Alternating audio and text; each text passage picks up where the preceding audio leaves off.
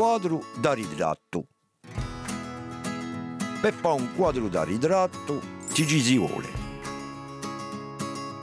buttoli di parecchi colori, una spungarella, un quadro di legno da ritratto, bella sicura, un tovagliolo di carta decorata, pittura bianca, un fondo di bicchiere d'acqua e l'incolla. Mischia l'incolla con l'acqua. Spargli il tovagliolo e tagliaci un motivo che piace. Sdoppialo.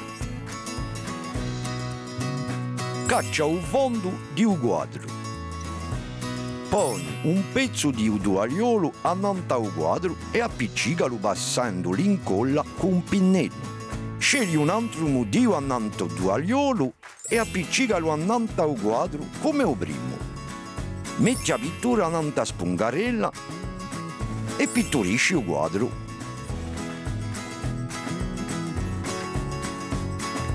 Basta da colpetti e a rimettere la pittura fin tanto che il quadro non sia imbiancato tutto.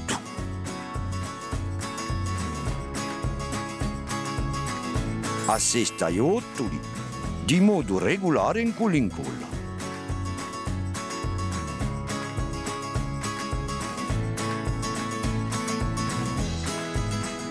Per compiere, non ci ora scordarsi di mettere l'idrato di sicuro.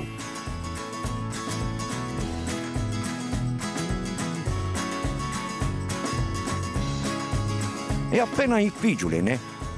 Ma se ce la faccio io, ce la puoi anche tu. Allora va, tocca a te.